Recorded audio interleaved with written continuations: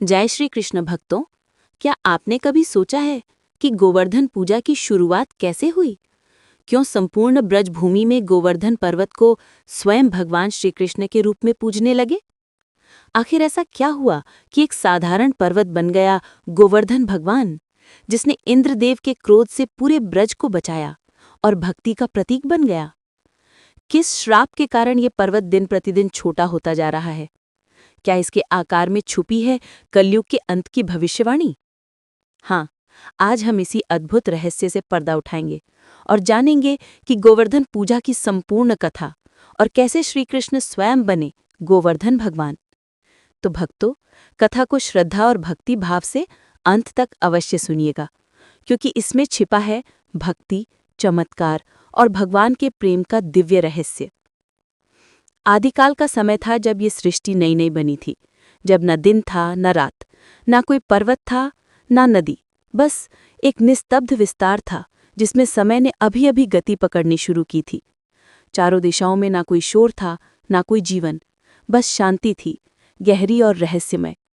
ब्रह्मा जी ने कमल से जन्म लेकर अपनी दृष्टि से चारों दिशाओं को स्थापित किया। देवताओं को उनके लोक मिले, ऋषि अपने अपने तपोस्थलों में जा चुके थे, लेकिन धरती अब भी अधूरी थी। सुंदर तो थी पर नीरव, जैसे किसी प्राण की प्रतीक्षा में हो। देवताओं ने कहा, हे ब्रह्मा जी, ये धरती कितनी सुंदर है, पर इसे आधार चाहिए, कुछ ऐसा जो इसे संभाले और संतुलन दे। तभी आकाश में एक अद्भुत प्रकाश प्रकट हुआ। वो न सूर्य था न अग्नि, पर दोनों से अधिक तेज और फिर भी शांत। उस ज्योति के मध्य से एक विराट पर्वत आकार लेने लगा। उसकी चोटी आकाश को छूती थी, उसकी जड़ें पाताल तक जाती थीं। जहां उसकी छाया पड़ी वहां हरियाली फूट पड़ी, जहां उसकी धूल गिरी वहां जीवन जाग उठा। देवता विस्मय से भर उठे। ब्रह्मा जी ने नेत्र मूंदे और कहा, ये पर्वत नहीं, ये पृथ्वी का हृदय है। इसमें सृष्टि का प्रेम, स्थिरता और करुणा एक साथ बसती हैं। सबने प्रणाम किया और उसी क्षण एक दिव्य स्वर गूंजा, ये मेरा ही अंश है जो सृष्टि का संतुलन संभालेगा। वो स्वर स्वयं श्रीहरि का था, और तभी इस दिव्य पर्वत को नाम मिला गोवर्धन पर्वत। गोवर्धन के प्रकट होते ही सृष्टि में एक संतुलन आ गया। जहां जहां उसकी छाया पड़ती वहां भूमि उपजाऊ हो जाती। जब हवा उससे टकराती तो ठंडी और जीवनदायिनी बनकर बहती। पेड़ पौधे उसकी ऊर्जा से पुष्ट होते, जीव जंतु वहां सुरक्षित महसूस करते। ऋषियों ने ध्यान लगाया और जाना कि गोवर्धन केवल पर्वत नहीं, बल्कि भगवान श्रीहरि और भगवान शिव दोनों का संयुक्त अंश है, यानी वो स्वयं हरिहर का स्वरूप था। इसलिए उसका नाम पड़ा गोवर्धन, यानी गायों का पालन पोषण करने वाला। देवताओं ने कहा, ये पर्वत आने वाले युगों में सबसे अधिक पवित्र होगा। ऋषियों ने कहा, ये पर्वत स्वयं भगवान श्री कृष्ण का सेवक भी बनेगा और उनका स्वरूप भी। ये सुनकर सब चकित रह गए। कैसे? एक पर्वत और स्वयं भगवान एक दूसरे से जुड़े होंगे? तब आकाश में दिव्यवाणी हुई। द्वापर युग में स्वयं परब्रह्म श्री कृष्ण पृथ्वी पर अवतार लेंगे और वे गोवर्धन पर अपनी दिव्य लीलाएं करेंगे। गोवर्धन उन्हें अपने ऊपर धारण करेगा और कृष्ण उसे अपने हृदय में स्थान देंगे। इस भविष्यवाणी को सुनकर देवलोक गूंज उठा। सब जानते थे कि ये पर्वत साधारण नहीं, बल्कि आने वाले युग की सबसे बड़ी लीला का केंद्र है। कुछ समय बीत गया। गोवर्धन अब भी दिव्यलोक में स्थित था, लेकिन पृथ्वी उसे पुकार रही थी, क्योंकि आने वाले समय में कृष्ण को वहीं जन्म लेना था जहां गोवर्धन होगा। तभी एक दिन नारद मुनि ब्रह्मलोक में पहुंचे। उनकी दृष्टि गोवर्धन पर पड़ी तो वे ठिठक गए। उन्होंने पहली बार ऐसा पर्वत देखा जो जीवित जैसा लग रहा था। उसके चारों ओर दिव्य आभा थी, हवा में भक्ति की महक, और उसके पास खड़े होते ही मन में गहरी शांति उतरती थी। नारद जी ने ध्यान लगाया तो उन्हें तुरंत समझ आ गया, ये कोई साधारण पर्वत नहीं, ये ब्रज की आत्मा है। यही वो पर्वत है जो कृष्ण के साथ सबसे निकट संबंध रखेगा। नारद जी भाव विभोर होकर बोले, मैं इसे पृथ्वी पर ले जाना चाहता हूँ। कृष्ण जहाँ जन्म लेंगे ये पर्वत वहीं होना चाहिए। देवताओं ने पहले संकोच किया, क्योंकि ये पर्वत ब्रह्मलोक का रत्न था, लेकिन तभी आकाशवाणी हुई, नारद, ये पर्वत पृथ्वी के लिए बना है। समय आने पर ये ब्रज की रक्षा करेगा, कृष्ण की लीला का आधार बनेगा और संपूर्ण संसार को सिखाएगा कि प्रकृति ही भगवान है। इसे पृथ्वी पर ले जाओ। नारद जी ने बड़े सम्मान से गोवर्धन को प्रणाम किया और बोले, आओ गोवर्धन, पृथ्वी तुम्हारी प्रतीक्षा कर रही है। गोवर्धन ने भी सहमति दे दी, क्योंकि वो स्वयं कृष्ण से मिलने के लिए उत्सुक था। देवताओं ने फूलों की वर्षा की और नारद जी गोवर्धन पर्वत को लेकर पृथ्वी की ओर चल पड़े। यात्रा दिव्य थी, पर पृथ्वी पर पहुंचने से ठीक पहले एक अद्भुत घटना होने वाली थी। ऐसी घटना जिसने गोवर्धन के भाग्य को बदल दिया और आने वाले समय की लीला को और भी महान बना दिया। गोवर्धन पर्वत देवलोक से निकलकर नारद मुनि के साथ पृथ्वी की ओर चला। यात्रा दिव्य थी, जहां जहां वो गुजरता आकाश में सुगंध फैल जाती, देवदूत मंगल गीत गाते और वातावरण भक्ति से भर जाता। नारद जी सोच रहे थे, जब कृष्ण इस धरती पर आएंगे, ये पर्वत उनकी गोद बनेगा, उनकी लीलाओं का साक्षी बनेगा। आखिरकार वे पृथ्वी के एक विशेष भाग पर पहुंचे, जिसे कहा जाता था सालमली द्वीप। ये स्थान बेहद पवित्र था। हरे भरे जंगल, शांत झील, मृदुल हवा और भूमि इतनी उपजाऊ थी कि ऋषिमुनि वहां तपस्या करते थे। ऋषिमुनि ने गोवर्धन को वहीं स्थापित किया। जैसे ही गोवर्धन ने पृथ्वी को छुआ, धरती आनंद से कांप उठी, मानो उसे अपना खोया हुआ रत्न वापस मिल गया हो। ऋषि आए, उन्होंने गोवर्धन की परिक्रमा की, मंत्रों से पूजा की और कहा, अब ये भूमि धन्य हो गई। धीरे धीरे वर्षों बीतते गए। गोवर्धन के पास रहने वाले सभी जीव उसे पिता समान मानते थे। पेड़ पौधे उसका स्पर्श पाते ही फलने फूलने लगते, गायें उसकी ढलानों पर चढ़ती तो अधिक दूध देती, ऋषि उसकी गुफाओं में ध्यान करते तो दिव्य दर्शन पाते। गोवर्धन प्रकृति का रक्षक बन चुका था। लेकिन एक दिन एक ऐसी घटना घटी जिसने उसके जीवन का मार्ग बदल दिया। ये घटना थी पुलस्त्य ऋषि का आगमन। पुलस्त्य ऋषि ब्रह्मा जी के मानस पुत्र थे और अत्यंत तेजस्वी तपस्वी थे।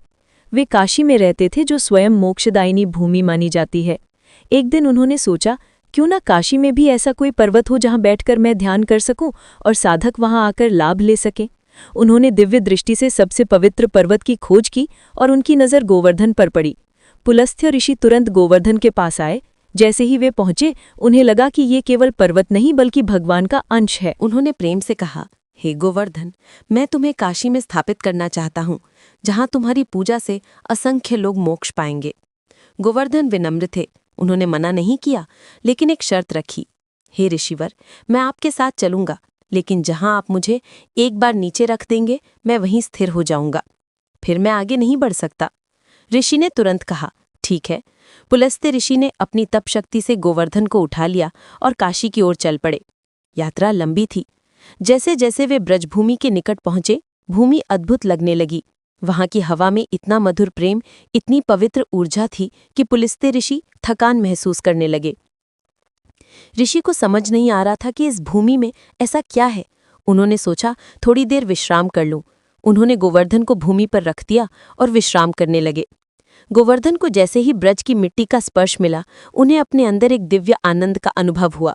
गोवर्धन ने समझ लिया, ये आनंद भूमि है जहां मेरे स्वामी श्री कृष्ण अवतरित होंगे। उन्होंने निर्णय लिया, अब मैं यहां से कभी नहीं जाऊंगा। जब पुलस्त्य ऋषि विश्राम करके उठे और गोवर्धन को फिर से उठाना चाहा, तो वो हिला भी नहीं। ऋषि ने क्रोध में कहा, तुमने वचन तोड़ा, तुम मेरे साथ चलना नहीं चाहते। गोवर्धन ने शांत स्वर में कहा, मैंने कोई वचन नहीं तोड़ा। मैंने कहा था, जहां आप मुझे एक बार रख देंगे, मैं वहीं स्थिर हो जाऊंगा। आप मुझे यहीं रख चुके हैं। ऋषि को लगा कि ये पर्वत उनका अपमान कर रहा है। क्रोध में उन्होंने श्राप दे दिया, हे गोवर्धन, तुमने मेरी आज्ञा का पालन नहीं किया, इसलिए अब तुम रोज रोज थोड़ा थोड़ा घटते जाओगे। तुम्हारा आकार धीरे धीरे कम होता जाएगा। यही कारण है कि आज कहा जाता है कि गोवर्धन पर्वत पहले 7 योजन लंबा और ऊंचा था, लेकिन श्राप के कारण गोवर्धन हर दिन 1 तिल, लगभग 1 मापकण घटता जा रहा है, और वही गोवर्धन अब समय की धारा के साथ सिमटकर कुछ मीलों में रह गया है। श्राप सुनकर गोवर्धन मौन रहा। वो रोया नहीं, उसने विरोध नहीं किया। उसने केवल एक बात कही, मैं ये श्राप स्वीकार करता हूँ, क्योंकि मुझे पता है एक दिन स्वयं भगवान श्री कृष्ण मुझे अपनी उंगली पर उठाकर मेरा गौरव संपूर्ण ब्रह्मांड में फैला देंगे। ये वाक्य सुनकर धरती कांप उठी, मानो स्वयं प्रकृति ने भविष्य को देख लिया हो। गोवर्धन जानता था, अभी मैं छोटा होता जाऊंगा, मगर वो दिन भी आएगा जब मुझ पर खड़े होकर कृष्ण बांसुरी बजाएंगे, गायें चराएंगे, सखाएं हंसेंगी, और वो सबसे बड़ा दिन जब मैं कृष्ण की उंगली पर चघूंगा और उनका नाम हमेशा के लिए गोवर्धनधारी भगवान बन जाएगा। श्राप के बाद भी गोवर्धन उदास नहीं हुआ, बल्कि शांत भाव से ब्रज में स्थिर हो गया। ब्रजभूमि ने उसे अपने हृदय में जगह दी। यहाँ की मिट्टी ने उसे गले लगाया, पेड़ों ने उसे छाया दी, नदियों ने उसके चरण धोए और आकाश में देवताओं ने कहा, ये पर्वत आज भले छोटा होने लगे, पर आने वाले समय में इसका नाम सृष्टि में सबसे बड़ा होगा। यहीं से शुरू होता है वो अध्याय जहां गोवर्धन और ब्रज प्रतीक्षा करने लगते हैं उस एक दिव्य बालक की, जिसका नाम है श्री कृष्ण। समय करवट बदल चुका था। सतयुग बीता, त्रेता युग बीता और अब आ चुका था द्वापर युग, वो युग जिसमें स्वयं भगवान विष्णु अवतार लेने वाले थे। ब्रह्मांड एक अद्भुत प्रतीक्षा में था। देवता स्वर्ग में बेचैन थे, ऋषि अपने तप में संकेत देख रहे थे और पृथ्वी, विशेषकर ब्रजभूमि, जैसे हर पल किसी दिव्य मेहमान के आने की आहट सुन रही थी। ब्रज की मिट्टी में ऐसी महक थी जो और कहीं नहीं थी। नदी यमुना अपनी लहरों से मधुर संगीत बजाती थी। वृक्ष झुके रहते थे, मानो किसी को आश्रय देने के लिए तैयार हों। ये था आने वाले नंदलाल का प्रभाव। ब्रज का जीवन सादा था, लेकिन पवित्र। सुबह होते ही सब लोग सबसे पहले गायों की सेवा करते। गायें केवल पशु नहीं थी, वे परिवार का हिस्सा थी। गोवर्धन पर्वत की ढलानों पर गायें चरती। गोवर्धन उन्हें चारे से भरपूर भूमि देता, यमुना उनका जल देती। ब्रज के लोग प्रकृति को भगवान मानते, पेड़ों को प्रणाम करते, मिट्टी को माथे से लगाते। वे नहीं जानते थे कि यही भाव एक दिन उन्हें भगवान का सबसे बड़ा भक्त बनाएगा। गांव के लोग खुश थे, लेकिन एक गहरी बात थी।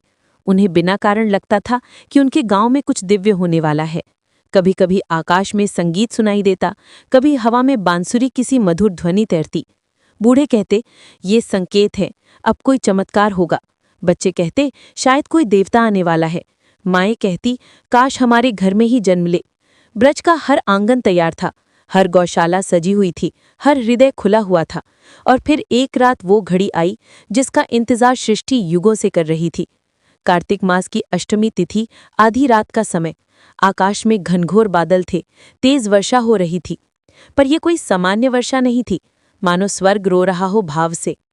कारागार जैसे कक्ष में वासुदेव और देवकी बंद थे, लेकिन उसी रात भगवान विष्णु ने स्वयं प्रकट होकर आश्वासन दियो कि वे उनके पुत्र के रूप में अवतरित होंगे। और फिर दिव्य प्रकाश छाया, संसार ठहर गया और देवकी की कोख से जन्म हुआ पर ब्रह्म श्री कृष्ण का। उस क्षण देवता प्रकट हुए, गंधर्वों ने गान किया, अप्सराओं ने फूल बरसाए।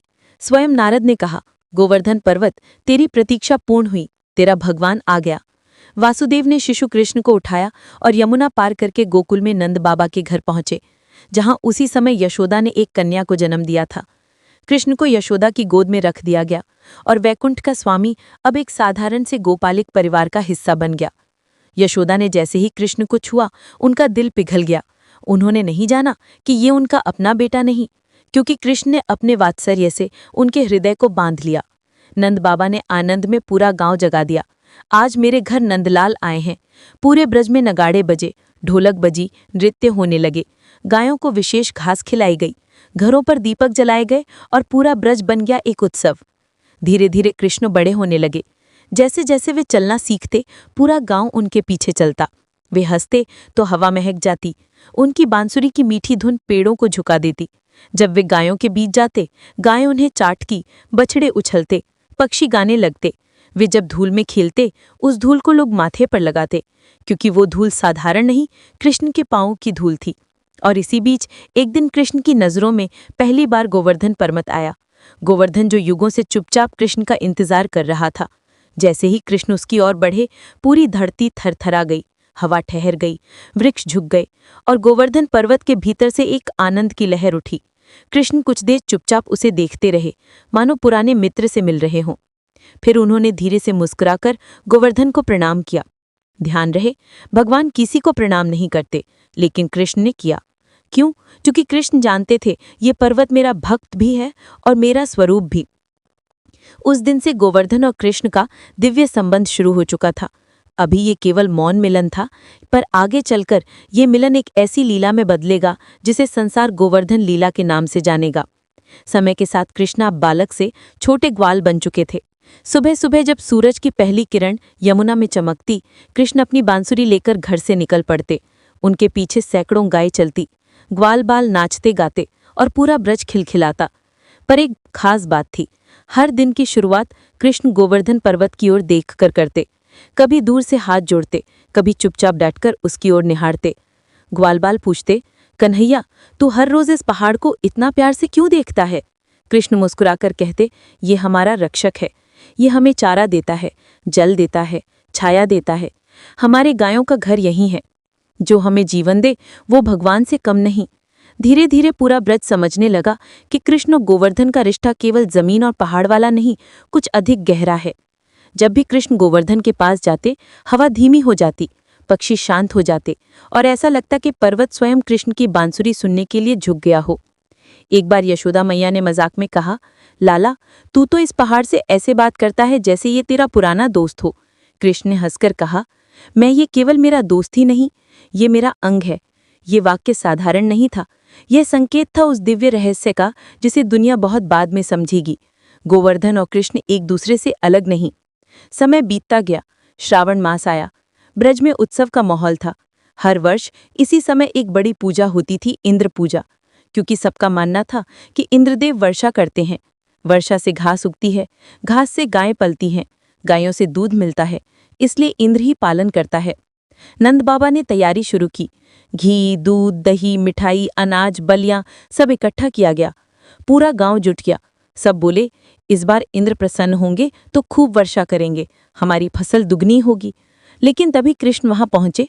वे कुछ देर सबको देखते रहे, फिर शांत स्वभाव से बोले, पिताजी, ये पूजा किसकी हो रही है? नंद बाबा बोले, बेटा, इंद्रदेव वर्षा देते हैं, इसलिए हम उनकी पूजा करते हैं। कृष्ण ने मासूमियत से पूछा, क्या इंद्र हमारी गायों को चारा देते हैं? नंद बाबा चौंक गए। नहीं बेटा, चारा तो गोवर्धन पर्वत देता है। कृष्ण ने फिर पूछा, क्या इंद्र हमारी रक्षा करते हैं जब धूप आग लगते हैं? नंद बाबा बोले, नहीं, गोवर्धन की गुफाएं हमें बचाती हैं। कृष्ण बोले, अच्छा, क्या इंद्र हमें शुद्ध जल देते हैं? ग्वालों ने कहा, नहीं, यमुना और गोवर्धन की झरने देते हैं। कृष्ण मुस्कुराए और बोले, तो फिर पूजा इंद्र की क्यों? जो हमें सब कुछ देता है, पूजा उसकी क्यों नहीं? असली पालनकर्ता कौन है, इंद्र या गोवर्धन? पूरे ब्रज में सन्नाटा छा गया। पहली बार किसी ने ये सवाल पूछा था। गोपियां एक दूसरे को देखने लगीं। ग्वाले सोच में पड़ गए। कुछ बुजुर्गों ने कहा, लाला सही कह रहा है, हम बारिश के लिए इंद्र को धन्यवाद देते हैं, लेकिन हमारी रोज की जिंदगी तो गोवर्धन चलाता है। नंद बाबा गहरे विचार में डूब गए। उनके सामने उनका ही बेटा खड़ा था, लेकिन उसके शब्द किसी महर्षि जैसे थे। यशोदा ने प्यार से कहा, कन्हैया, तू जो कहेगा हम वही करेंगे, मगर इंद्र की पूजा बंद करना आसान नहीं है। ये हमारी पुरानी परंपरा है। कृष्ण ने गंभीर होकर कहा, माँ, परंपरा वही सही होती है जो सच्चाई पर टिकी हो। अगर परंपरा गलत दिशा में ले जाए तो उसे बदलना ही सच्ची भक्ति है। ये सिर्फ एक बालक का तर्क नहीं था, ये सृष्टि का नियम था। भगवान स्वयं ये सिखा रहे थे कि अंधश्रद्धा नहीं, सच्चा विवेक चाहिए। अब ब्रज दो हिस्सों में बंट चुका था। एक तरफ इंद्र पूजा की परंपरा और दूसरी तरफ गोवर्धन की पूजा का सत्य। और इस संघर्ष के बीच खड़े थे श्री कृष्ण, जो अब घोषणा करने वाले थे एक ऐसा निर्णय जो पूरी सृष्टि की दिशा बदल देगा। कृष्ण के सवाल ने पूरे ब्रज को हिलाकर रख दिया था। आज तक किसी ने ये सोचा ही नहीं था कि हम इंद्र की पूजा क्यों करते हैं। सब सिर्फ परंपरा निभाते रहे। उस दिन पहली बार ब्रजवासियों ने सोचना शुरू किया, सचमुच हमें जीवन कौन देता है? सबकी नजरें कृष्ण पर थीं। नंद बाबा ने पूछा, लाला, तू कहता है इंद्र की पूजा गलत है, तो फिर हम क्या करें? कृष्ण ने शांत, दृढ़ और प्रेमपूर्ण स्वर में कहा, सिर्फ उसी की पूजा होनी चाहिए जो हमारा जीवन चलाता है। सब एक साथ बोले, कौन? कृष्ण ने मुस्कुराकर हाथ उठाया और उंगली से गोवर्धन पर्वत की ओर इशारा किया। वही नंद बाबा चौंक गए। गोवर्धन? मगर वो तो एक पर्वत है। कृष्ण आगे बढ़े।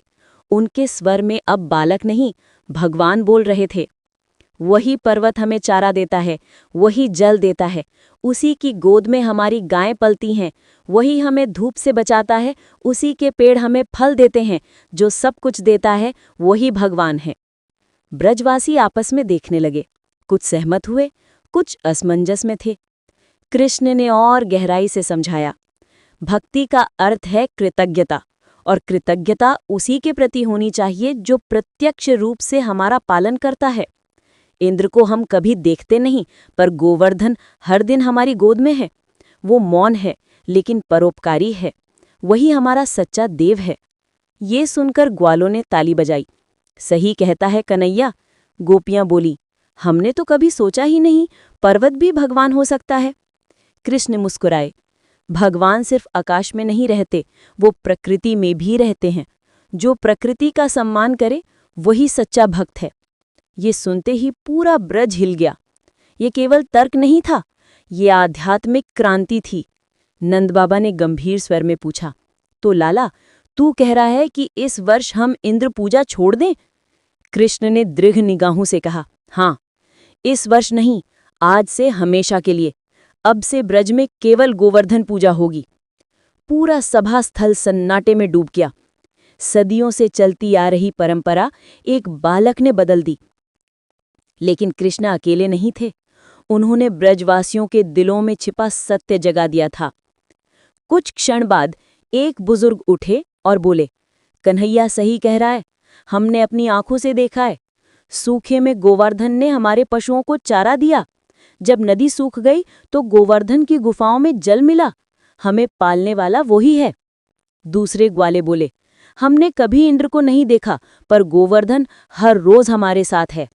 महिलाएं बोली, अगर कन्हैया कह रहा है तो गलत नहीं हो सकता। उसका हर शब्द हमें जीवन देता है। धीरे धीरे पूरा ब्रज एक सुर में बोल उठा, हम इंद्र पूजा नहीं करेंगे, हम गोवर्धन पूजा करेंगे। कृष्ण ने हर्ष से हाथ उठाया और कहा, तो पहले मिलकर गोवर्धन भोज बनाएंगे। और यहीं से शुरू हुई प्रथम गोवर्धन पूजा। लोग घर घर से अन्न, घी, दही, दूध, मक्खन, मिश्री, लड्डू, पूरी, मालपुए सब लेकर आए। कृष्ण सबको निर्देश दे रहे थे, इस जगह अन्न का पहाड़ बनाओ, ठीक मेरे प्रिय गोवर्धन के सामने। इसे अन्नकूट कहते हैं। अन्न का पहाड़ इतना बड़ा बनाया गया कि उसके ऊपर बच्चे चढ़ जा रहे थे। कृष्ण सबके साथ नाच रहे थे, हंस रहे थे, भोग चढ़वा रहे थे और बार बार कह रहे थे, आज ब्रज ने सच्चे भगवान को पहचाना है। और दूसरी ओर स्वर्गलोक में इंद्रदेव ये सब देख रहे थे। उनकी भुएं तन गई, उनका अभिमान जल उठा, उनकी आवाज गूंजी, कृष्ण, एक बालक मेरी पूजा रोक रहा है, मेरी अवहेलना कर रहा है। इस ब्रज को मैं सिखाऊंगा मेरी शक्ति क्या है। आकाश कांप उठा, बादल उमड़ने लगे, दिगंत में बिजली चमकी। कृष्ण मुस्कुरा रहे थे। वे जानते थे अहंकार का पतन अब शुरू होगा। स्वर्गलोक के सभा में इंद्र का चेहरा क्रोध से तप रहा था। देवगण डरते हुए पूछा, प्रभु, इतना क्रोध क्यों? इंद्र गर्जा, ब्रज के लोगों ने मेरी पूजा बंद कर दी। एक छोटा सा ग्वाला कृष्ण उन्हें सिखा रहा है कि इंद्र कुछ नहीं। इंद्र के लिए ये केवल पूजा का प्रश्न नहीं था, ये उसके अहंकार का प्रश्न था।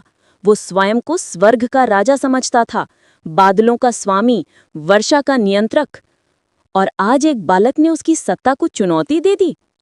इंद्र की आंखों में आग थी। ब्रज को सबक सिखाना होगा, उन्हें दिखाना होगा कि मेरे बिना एक पल भी नहीं जी सकते। उसने तुरंत मेघों को बुलाया, लेकिन साधारण बादल नहीं, संवर्तक मेघ। ये वे बादल हैं जो प्रलय के समय बरसते हैं और पूरी पृथ्वी को डुबो देते हैं। देवताओं ने भयभीत होकर कहा, प्रभु, ये मेघ तो पृथ्वी नष्ट कर सकते हैं। इंद्र हंसा, तो नष्ट हो जाए। जो मुझे भूल जाए वो जीवित रहने के लायक नहीं। आदेश मिलते ही आकाश में विकराल बिजली चमकी। संवर्तक मेघ गरजते हुए ब्रज की ओर चल पड़े। उधर ब्रज में अभी भी आनंद का माहौल था। अन्नकूट का भोग चढ़ चुका था। सबने गोवर्धन की परिक्रमा की। कृष्ण आगे आगे नाचते हुए चलते रहे। गोपियां गा रही थीं। ग्वाल बाल हंसी में डूबे थे। सबको ऐसा लग रहा था जैसे ये जीवन का सबसे सुंदर दिन हो। उन्हें अंदाजा भी नहीं था कि स्वर्ग में उन पर विनाश की सजा सुना दी गई थी। अचानक हवा का रुख बदला। हवा ठंडी नहीं, बर्फ जैसी जमाने वाली। आसमान काला पड़ गया, सूरज गायब, बादलों की गड़गड़ाहट इतनी तेज कि जमीन तक कांप उठी। ग्वाल बाल चौंक गए।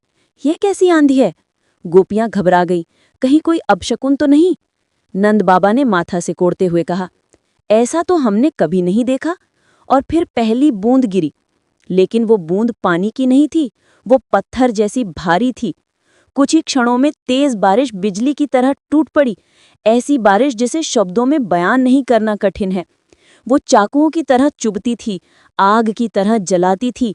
गांव की छपरी उड़ने लगीं, पेड़ जड़ से उखड़ने लगे, नदियां उफनकर गांव में घुस आईं। बच्चे चीखने लगे, जानवर दौड़ते हुए सुरक्षित जगह ढूंढने लगे, गायें मिम्भ्या रही थीं, ब्रज धंसने लगा, पूरा गांव विनाश के मुहाने पर था। ब्रजवासी चीखते हुए भागे, कन्हैया कन्हैया बचा ले। सब कृष्ण के घर की ओर दौड़े, और अद्भुत बात, कृष्ण पहले से ही बाहर खड़े थे, मुस्कुरा रहे थे, जैसे सब कुछ जानते हों। यशोदा मैया रोते हुए बोली, लाला पूछ कर ये कैसी विपत्ति आई? नंद बाबा बोले, हमारी फसलें बह गईं, घर टूट रहे हैं, गाय मर जाएंगी। कुछ ग्वाल चिल्लाए, ये इंद्र का कोप है, हमने उसकी पूजा छोड़ी, उसने हमें श्राप दे दिया। कृष्ण ने शांत स्वर में कहा, ये श्राप नहीं, अहंकार है। सब स्तब्ध हो गए। कृष्ण ने आगे कहा, इंद्र का गर्व टूटे बिना सृष्टि में संतुलन नहीं आएगा। उसने सोचा कि वो सबसे शक्तिशाली है। अब मैं साबित करूंगा कि सच्ची शक्ति ऊपर बैठने में नहीं, अपने लोगों के बीच खड़े रहने में है। ये कहकर कृष्ण ने आकाश की ओर देखा और मुस्कुराते हुए बोले, इंद्र, तू वर्षा कर जितना कर सकता है, अब तू ब्रज का कुछ नहीं बिगाड़ सकेगा। सभी ब्रजवासी भयभीत थे। उन्होंने पूछा, कन्हैया बचाएगा कैसे? कृष्ण ने अपनी छोटी सी कनिष्ठा उंगली उठाई, हाथ आकाश की ओर, नजर गोवर्धन पर्वत की ओर, और बोले, अब समय आ गया है, गोवर्धन चलो। ये शब्द सुनते ही पूरा ब्रह्मांड कांप उठा। वो क्षण आ चुका था जिसका इंतजार सतयुग से हो रहा था। अगले ही पल कृष्ण उंगली उठाएंगे और पूरी दुनिया की सबसे महान लीला शुरू होगी।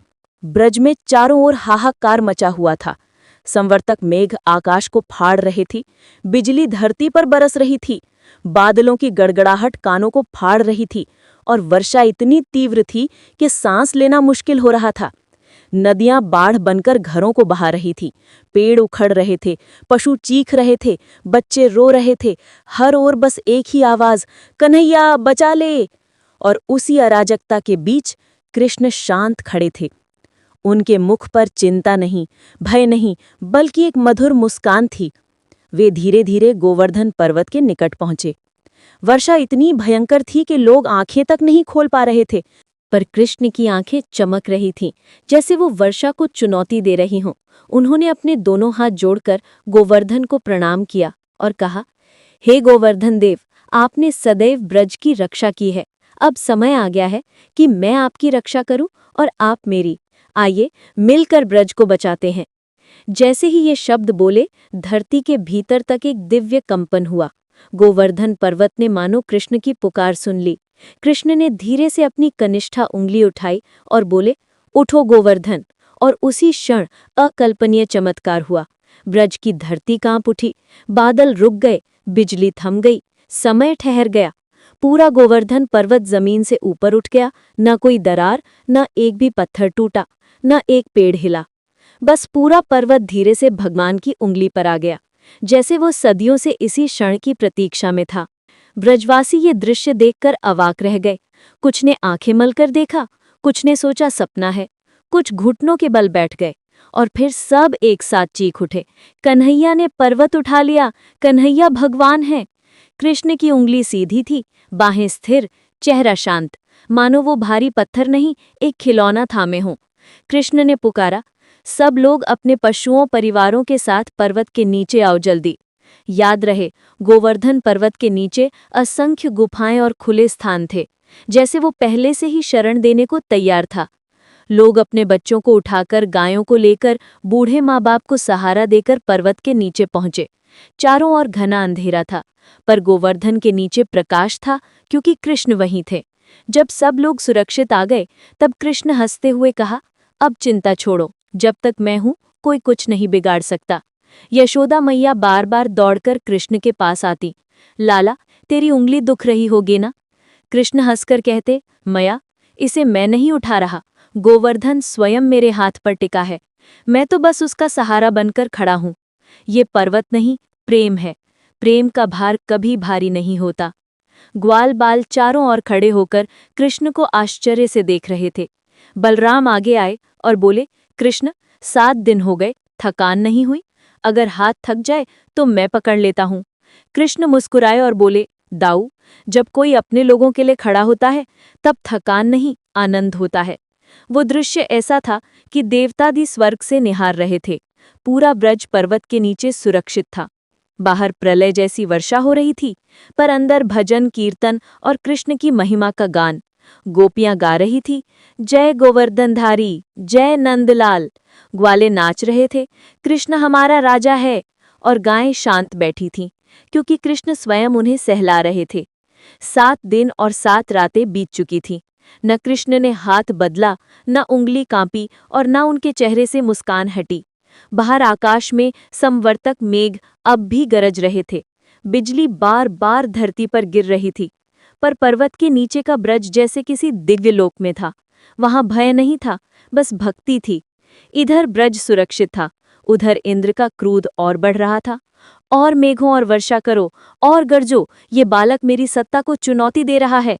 मेघ गरजे, वर्षा बरसी, मगर पर्वत के नीचे की एक बूंद भीतर नहीं आई। क्यों? क्योंकि वहां केवल गोवर्धन नहीं था, वहां स्वयं गोवर्धन नाथ श्री कृष्ण खड़े थे। इंद्र को पहली बार संदेह हुआ, क्या ये साधारण बालक नहीं? क्या ये कोई दिव्य शक्ति है? अहंकार हिलने लगा, सत्ता डगमगाने लगी, और अब शुरू होगा वो क्षण जब इंद्र को सच्चाई का सामना करना पड़ेगा।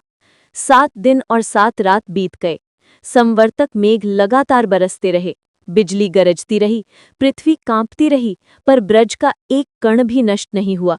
कारण कृष्ण की एक छोटी सी उंगली। उधर इंद्र स्वर्ग में बैठा बार बार आदेश दे रहा था, और वर्षा करो, और प्रकोप लाओ। लेकिन उसके भीतर अब बेचैनी बढ़ने लगी थी। उसने अपने मेघों से पूछा, ब्रज अभी भी डूबा क्यों नहीं?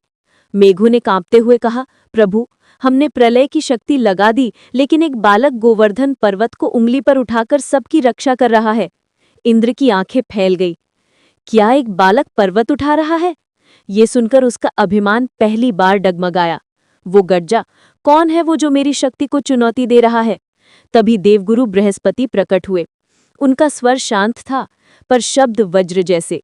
देवराज, क्या आपने सोचा कि आप किससे युद्ध कर रहे हैं? इंद्र चिढ़कर बोला, वो एक साधारण वाला है। बृहस्पति गंभीर होकर बोले, साधारण?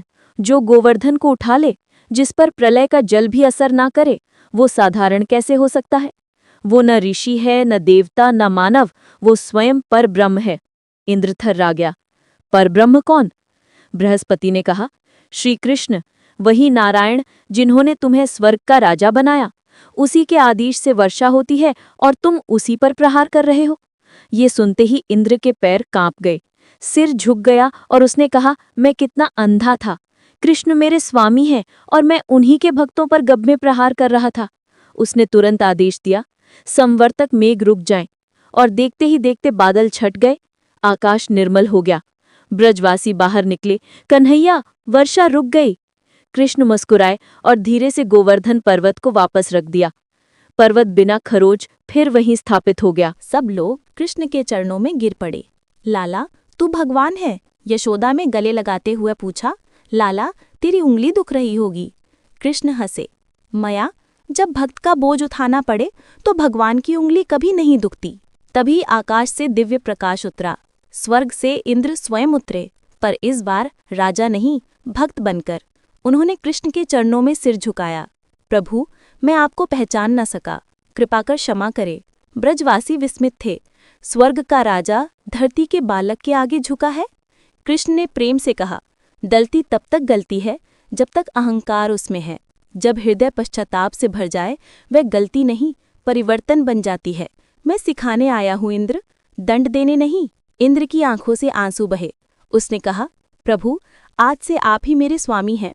कृष्ण मुस्कुराए। अब दुनिया मुझे एक नए नाम से जानेगी, गोवर्धनधारी। इंद्र ने कहा, आज जाना असली ईश्वर वो नहीं जो आकाश में है, बल्कि जो भक्तों के बीच खड़ा होता है। उस दिन से गोवर्धन पर्वत कृष्ण का दिव्य स्वरूप बन गया और कृष्ण बन गए गोवर्धनधारी भगवान। इंद्र ने क्षमा मांगी, देवताओं ने स्तुति गाई और ब्रजवासी आनंद में भर गए। पर कृष्ण के मन में अब भी एक संकल्प था। उन्होंने गोवर्धन को प्रणाम कर कहा, आज से तुम केवल पर्वत नहीं, भगवान का स्वरूप हो। ब्रजवासी चकित थे। क्या पर्वत भी भगवान हो सकता है? कृष्ण बोले, जहाँ प्रकृति की महिमा हो वहाँ भगवान निवास करते हैं। गोवर्धन हमें जल, अन्न, छाया देता है, गायों का पालन करता है। जो पालन करे वो भगवान से कम कैसे? फिर उन्होंने घोषणा की, अब से हर वर्ष हम गोवर्धन पूजा करेंगे, अन्नकूट बनाएंगे और पर्वत को भोग लगाएंगे। उन्होंने स्वयं अन्नकूट सजाया, खीर, लड्डू, पूरी, दही, सब्जी, मक्खन मिश्री से पहाड़ जैसा भोग बनाया और बोले, रुको, पहले गोवर्धन जी खाएंगे। सब हैरान रह गए कि पर्वत कैसे खाएगा? कृष्ण मुस्कुराए और उसी क्षण हुआ सबसे बड़ा चमत्कार। गोवर्धन पर्वत जीवित हो उठा। उसके मध्य से एक विशाल मुख प्रकट हुआ। आंखें खुली और स्वर गूंजा, अन्न ले आओ। और देखते ही देखते पूरा अन्नकूट भोग पर्वत ने खा लिया। ब्रजवासी स्तब्ध थे। गोपियां बोली, हमने तो कृष्ण में भगवान देखा था, अब पर्वत में भी भगवान? कृष्ण ने घोषणा की, आज से गोवर्धन मेरा ही स्वरूप है। जो गोवर्धन की पूजा करेगा वह मेरी पूजा करेगा, जो उसकी सेवा करेगा वह मेरी सेवा करेगा। सबकी आंखें भर आईं। गोवर्धन अब केवल पहाड़ नहीं रहा, वो गोवर्धन देश बन गया। कृष्ण ने सबको पर्वत की परिक्रमा करवाई। गायें साथ चल रही थी, बच्चे नाच रहे थे, गोपियां भक्ति में गा रही थी और कृष्ण सबसे आगे थे, मानो भगवान स्वयं भगवान की परिक्रमा करवा रहे हों। तभी एक बुजुर्ग बोले, कृष्ण, तूने गोवर्धन को भगवान बना दिया। कृष्ण मुस्कुराए, नहीं, मैंने केवल पहचाना कि वह पहले से ही भगवान था। सृष्टि की सबसे बड़ी भूल यही है कि हम भगवान को दूर ढूंढते हैं, जबकि वह हमारे पास, हमारी धरती, हमारी प्रकृति में है। ये सुनते ही सबने गोवर्धन को दंडवत प्रणाम किया और उसी क्षण आकाश से पुष्पों की वर्षा हुई। देववाणी गूंजी, जय गोवर्धननाथ, जय गोवर्धनधारी। कृष्ण के चेहरे पर दिव्य मुस्कान थी, मानो संसार को सिखा रहे हों कि भगवान केवल मंदिरों में नहीं, जहाँ प्रेम, सेवा और प्रकृति की रक्षा हो, वहीं भगवान निवास करते हैं।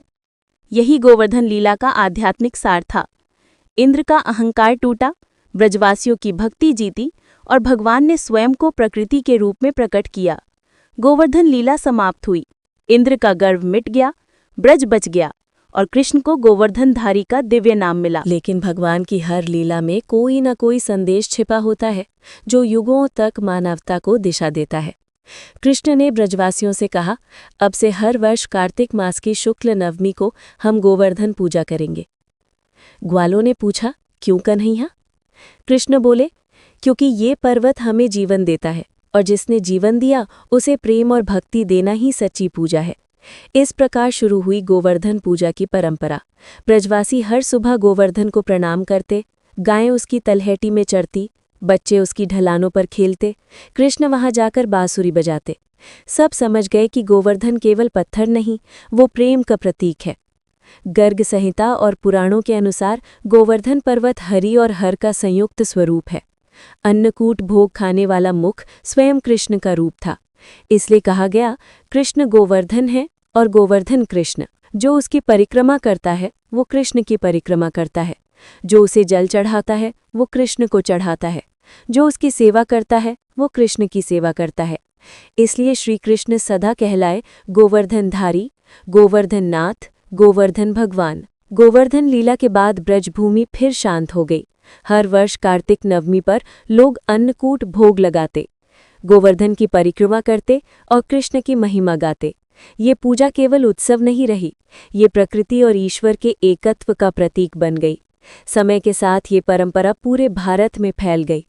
लोग गोबर या मिट्टी से गोवर्धन बनाकर पूजते हैं और कृष्ण के वचन याद करते हैं। जो प्रकृति का सम्मान करे वही सच्चा भक्त है। आज भी ब्रजभूमि में गोवर्धन पर्वत स्थित है। वैज्ञानिकों ने सिद्ध किया है कि उसकी चट्टानें अद्वितीय हैं, मानो किसी दिव्यलोक से आई हों। कहा जाता है कि पुलस्त्य ऋषि के श्राप के कारण गोवर्धन हर दिन एक तिल घटता जा रहा है और जब वो पूरी तरह लुप्त हो जाएगा तब कलयुग का अंत होगा। पर भक्तों की दृष्टि में वो आज भी उतना ही विशाल है जितना तब था जब श्री कृष्ण ने उसे अपनी उंगली पर उठाया था। भले ही आज गोवर्धन पर्वत की ऊंचाई कम हो गई हो, पर उसकी महिमा कभी नहीं घटी। उसका आकार सिमट गया, पर उसकी शक्ति अटल है, क्योंकि गोवर्धन कोई साधारण पर्वत नहीं बल्कि स्वयं श्री कृष्ण का सजीव स्वरूप है। आज भी जब भक्त उसकी परिक्रमा करते हैं धूल में माथा टेकते हैं तो ब्रज की हवा में वही पुराना स्वर गूंज उठता है, जय गोवर्धनधारी लाल की, जय गोवर्धन भगवान की। प्रिय भक्तों, आज आपने सुनी वो लीला जो केवल कथा नहीं बल्कि प्रेम और भक्ति का अनंत प्रतीक है, जिसने सिखाया कि भगवान दूर नहीं, वे हमारी धरती, हमारी गायों, हमारे वृक्षों और हमारे पर्वतों में ही बसते हैं।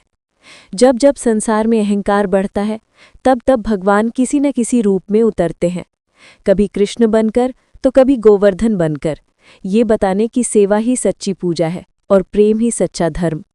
इसलिए जब भी गोवर्धन पूजा करो, एक दीप धरती के नाम जलाना, एक प्राण गौ माता की रक्षा का लेना और एक मुस्कान प्रकृति की ओर भेजना। यही होगा सच्चा जय गोवर्धनधारी लाल का अर्थ। हर भक्त के हृदय में वो नन्हा कृष्ण आज भी मुस्कुरा रहा है, जो कहता है, मैं तेरे साथ हूँ, बस प्रेम में बने रहना। जय श्री कृष्ण, जय गोवर्धननाथ, जय गोवर्धनधारी भगवान की।